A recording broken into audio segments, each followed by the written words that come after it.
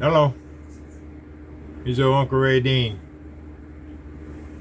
Subject around the world and in Texas. From inside to outside. My journey to federal prison. My last video I was talking about how the marshals and the task force came into my house on a Friday the 13th. November the 13th was a Friday, 3 a.m. I had red beams all over my body, and I went to Texarkana to a county jail. And that's where they hold me at. And I was on hold at the county jail for 10 months. And it was just, I never spent that much time in county jail, and it was a experience. I'll just put it like that. This was November 1998. But I met all these inmates, short-term inmates, in and out. But it was one inmate that was on hold with the feds in there, an older gentleman from Memphis, Tennessee.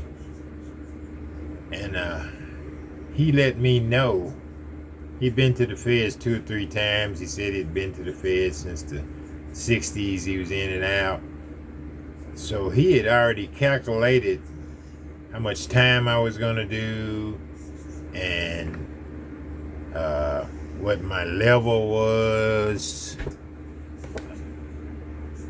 And he was telling me things that I didn't know nothing about. Because I was just lost on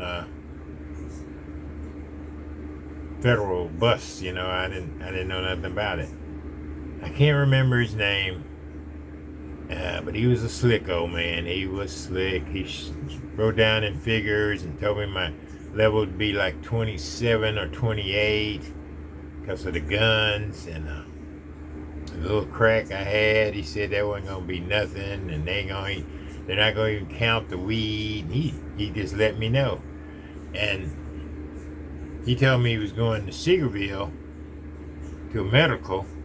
But he was healthy. I say he was like in his 69, 68, somewhere in there. But he was pretty healthy. But in 2 months, they said he had a stroke, and he was all acting weird, and they were taking him out. And when they were taking him out on the gurney, he looked at me and he winked at me. That's the last time I saw the old man. That was kind of strange. And while I was in county jail, I met a preacher that used to preach in my hometown, and he got busted for smoking crack. He was still smoking crack, but he come in and he prayed with me, and he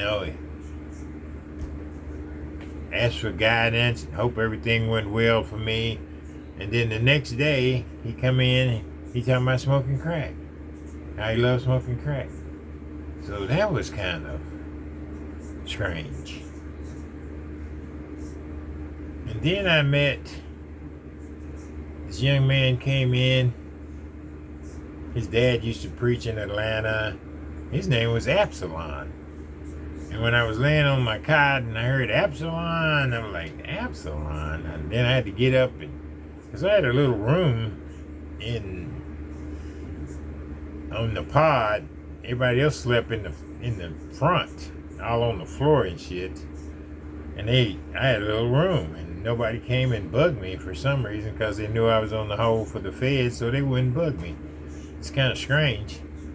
So I get up and look at this Absalom dude, and I'm like, Absalom? That was David's pretty son. And he said, yeah, I know. He was in there on a domestic violence charge. And I talked with dude, he was pretty biblical, but he had a temper from hell, because he ended up jumping on a guy in there. So the people I kept running into county jail, man, it was a dirty white boy. He showed me how to pop a socket because I didn't know nothing about popping a socket to get a cigarette lit. Dirty white boy, that's all I remember. And he was sung that song all the time. And